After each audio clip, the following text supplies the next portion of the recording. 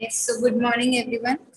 In our previous class, we have studied about the natural resources. कि natural resources क्या होते हैं, and they are of two types, renewable and non-renewable resources. है ना? हमने ये दो types पढ़े थे natural resources के.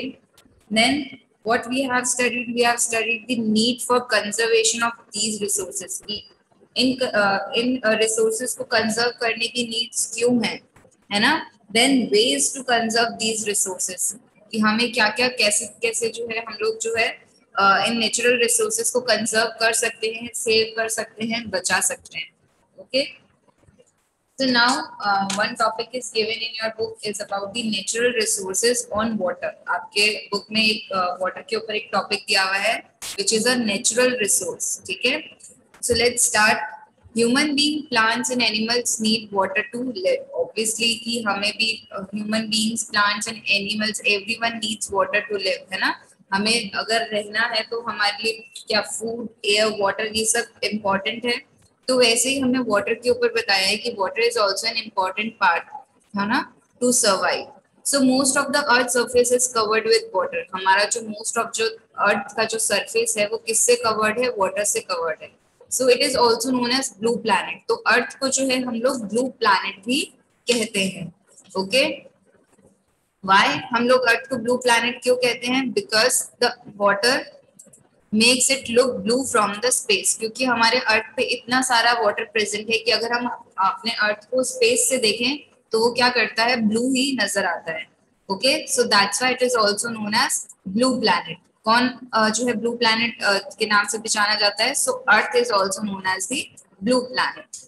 Then however only 2.8% of this water is fresh water that can be used by human.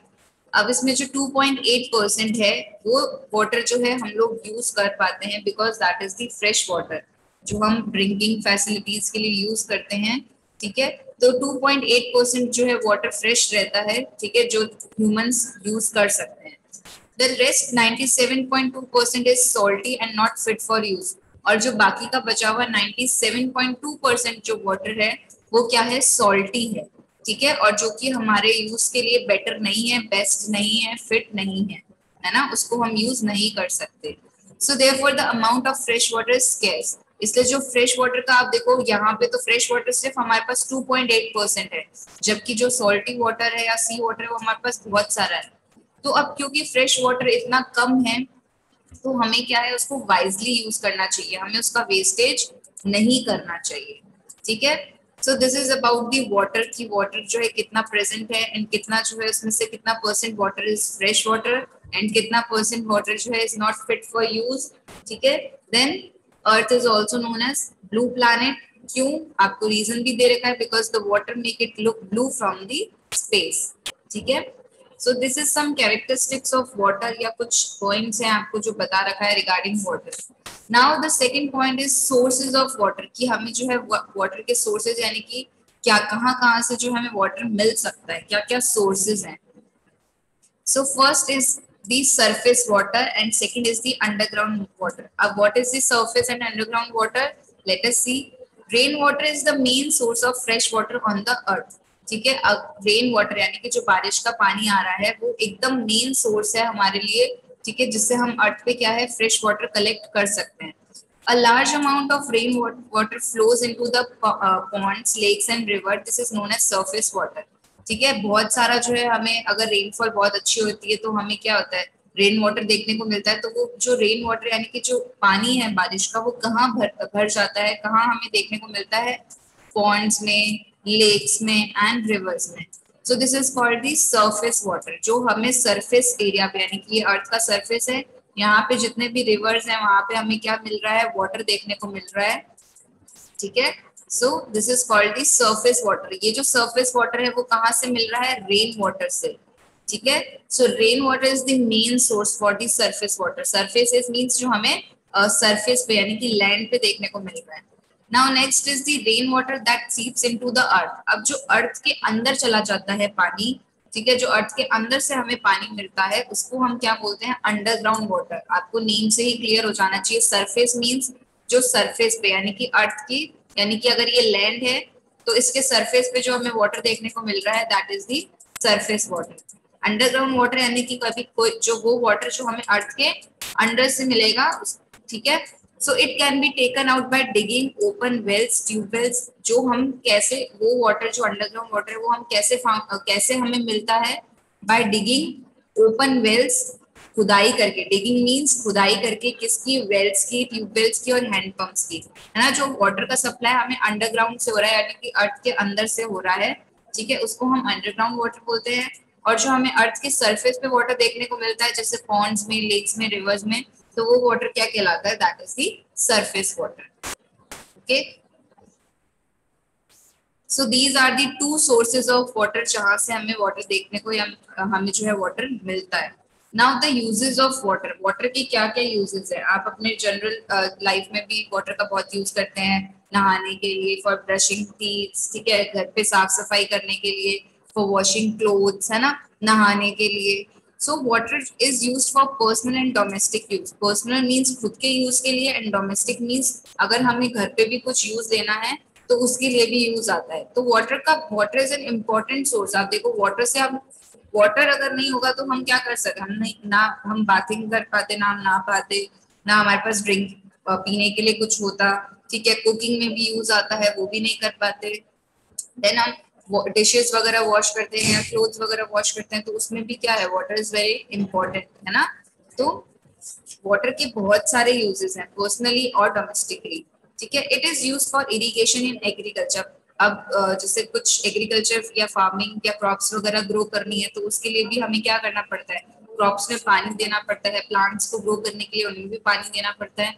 तो water is also use important in irrigation. Irrigation क्या होता है, इसके ऊपर एक टॉपिक दिया हुआ है, हम लोग आगे डिस्कस करेंगे। तो इरिगेशन इज लाइक कि आपको अगर क्रॉप्स वगैरह ग्रो करनी है, ठीक है, वहां पे आपको पानी वगैरह देना है, तो उसके लिए भी जो है water is also very useful. Industrial purpose में भी, मतलब इंडस्ट्रीज में भी, अगर जो फैक्ट्री में भी जो वर्क वगैरह चल रहा है उसमें भी जो है वाटर के बहुत सारे यूजेस हैं, ठीक है। तो these are some uses of water, ठीक है, कि वाटर जो है हमें बहुत ज्यादा यूजफुल है हमारे लिए, ठीक है। सो हम लोग एक छोटा सा वीडियो देखते हैं उसके ऊपर, यूजेस ऑफ वाटर के ऊपर, कि वाटर का जो यूज है वो कहाँ कहाँ आता है।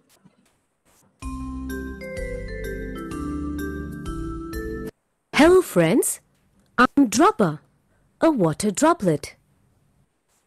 Right now, I'm going down with my friends as rain from a cloud. I feel proud when I think how useful we are to you. All living things need water to live. Water is used every day. To drink, cook food, wash utensils, have a bath, clean the floor, wash clothes, wash vehicles, build homes, put off fire, grow plants, and much more. Woohoo! It's so much fun coming down as rain. Soon I and my friends will reach all your sources of water. This is where your water comes from. Dams and wells. Wells are dug to collect groundwater. Groundwater is found beneath the ground. Dams are built across rivers to stop water from flowing into the sea. Water from dams can be used for growing crops and drinking. Seawater is salty and cannot be used for drinking or growing plants.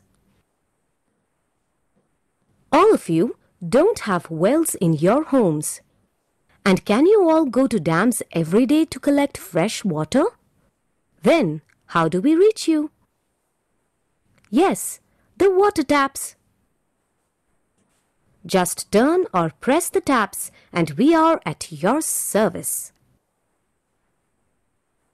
Ever wondered how water reaches the taps in your home? Here is how. Water from the dams is collected in tanks. From there, it goes to a purification plant, where water is cleared of germs and dirt. The next step is testing the purity of water. If it is pure, the water is sent to separate tanks from where it reaches your homes or offices. Look at me. Right now, I am so pure. But when I reach the river, I become impure, thanks to all the garbage and factory waste you throw into your rivers. Do you know dirty water can cause illnesses? Many diseases like cholera, typhoid, and jaundice spread through water. To keep illnesses at bay, always remember to store drinking water this way. Store the water in a clean vessel. Cover the vessel in which you store water. Keep the areas where you collect and store water clean. It's best to drink boiled water. We know we are there for you, but we don't want to be wasted. Each one of us is precious. Can you please follow some rules in your house? Close the tap while brushing or shaving. Never let the water overflow from buckets or tanks. Get a leaking tap repaired at once. Use a bucket and not a hose to wash vehicles. Use a bucket and not a shower for bathing. All right, friends, hope you'll save water. Bye from Dropper.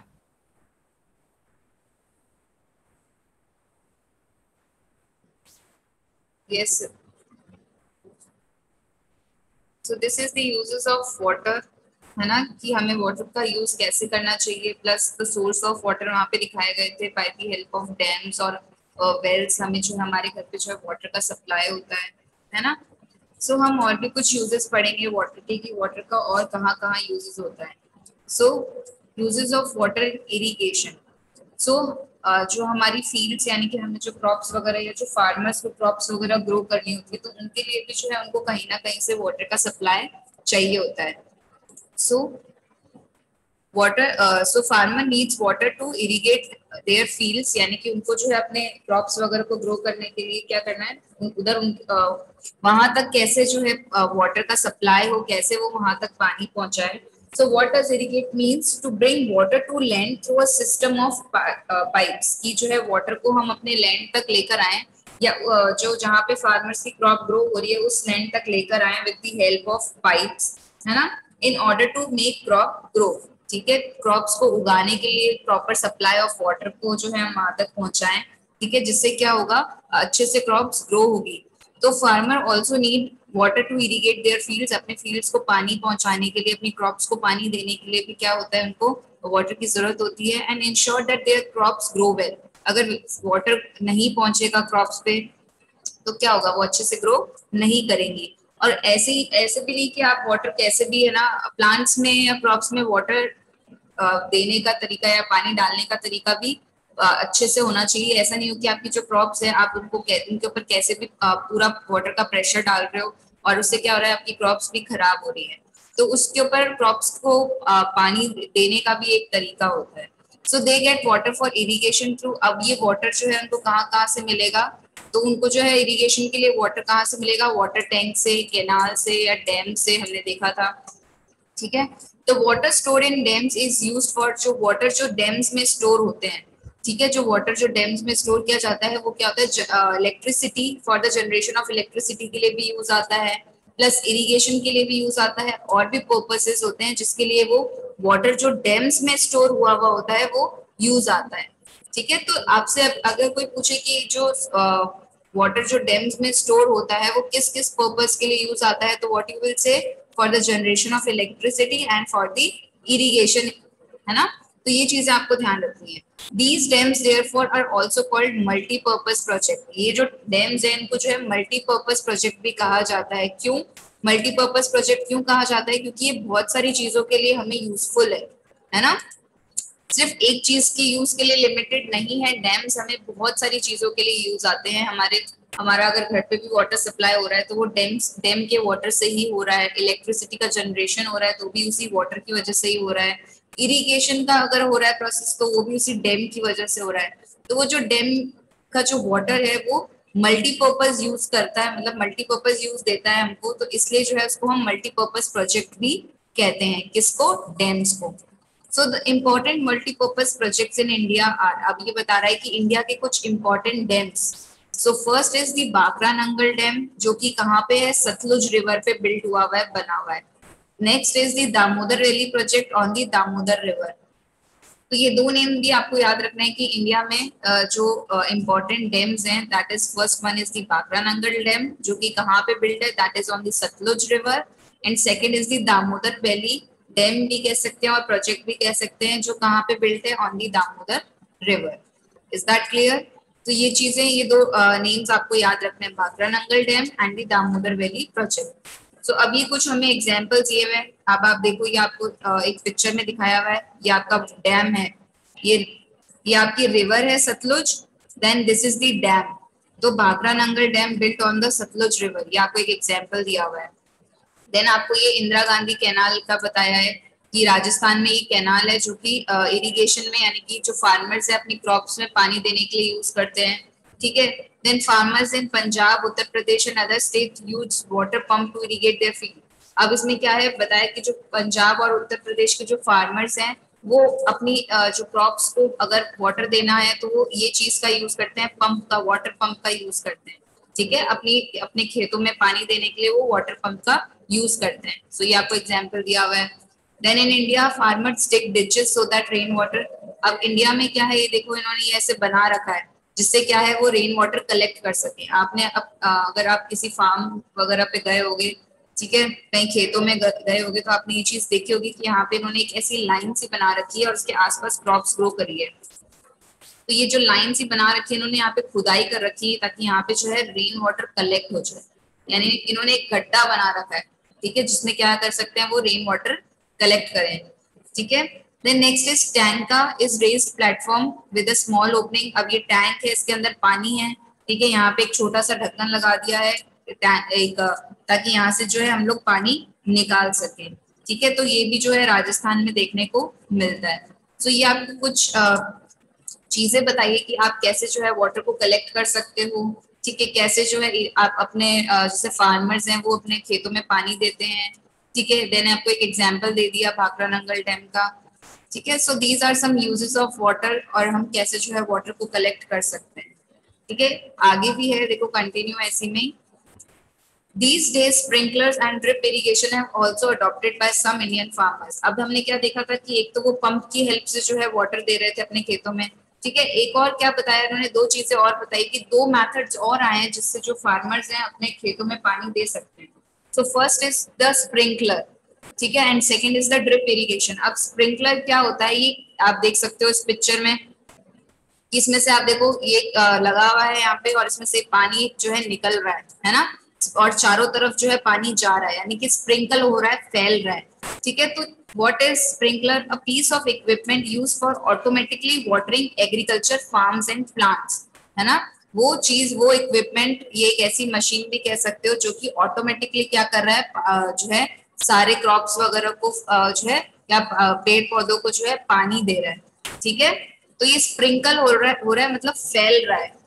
ठीक है। जैसे spray होता है ना, तो ये spray कर रहा है, देखो सारा पानी अब एक ही जगह पे खड़ा होके। So it's like artificial rainfall. तो ये कैसा दिखता है, एक आर्टिफिशियल रेनफॉल की तरह है। ठीक है। And this method is called sprinkler irrigation. आप इस पिक्चर में देखोगे कि पानी देखो कैसे बारिश की तरह जो है फैल रहा है ना, तो इसलिए इसको जो है आर्टिफिशियल रेनफॉल भी कहा जाता है, यानी कि जो खुद से हमने बनाई है। ठीक है। So it is also called the sprinkler irrigation. इसको स्प्रिंकलर इरिगेशन भी कहा जाता है। Now next is the drip irrigation, और किस तरीके से जो है हम फील्ड्स में या फार्मर्स जो अपने खेतों में पानी दे सकते हैं। एक और मेथड है drip irrigation. So pipes are laid down along the ground so that they are near to the soil and roots of the plant. Water drips out from these pipe and keep the soil moist. अब ये देखो, इसकी भी एक picture है आपके यहाँ पे दी हुई है कि यहाँ पे क्या है, एक पाइप लगा दिया, ठीक है, जो आपके खेतों तक जा रहा है या जो आपके खेत तक या जो आपके फार्म्स तक जो है अटैच्ड है, जुड़ा हुआ है, ठीक है। अब ये क्या है, इसको इस तरीके से इन्होंने लगाया है कि इसका जो वाटर है सीधा किस पे जाएगा, ग्राउंड में जाएगा, यानी कि सॉइल में जाएगा, प्लांट्स की जड़ों तक जाएगा। इसमें तो क्या है, देखो पानी फैल रहा है ना, वो घूम घूम के चारों तरफ जो है फैल रहा है।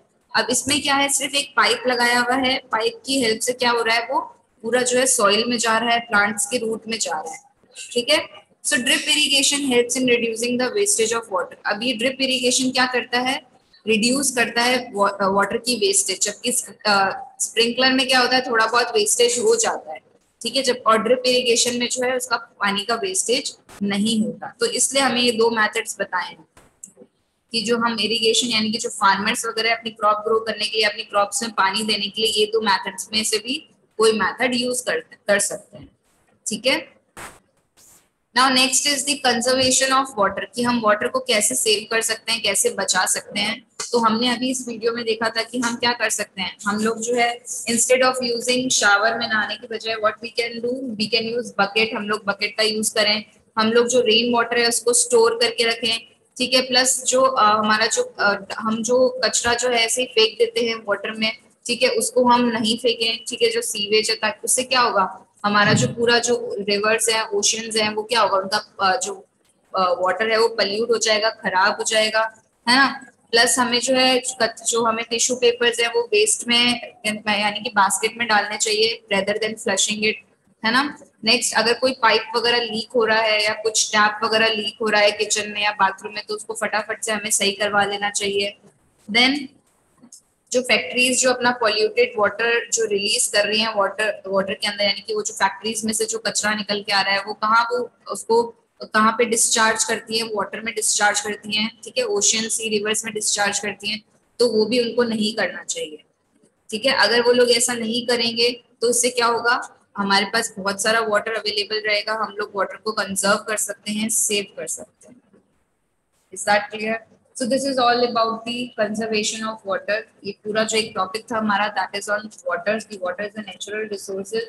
How can we use it, or how we can conserve the water, or what are the uses of water, है ना। तो ये सब आपका water के ऊपर बेस था।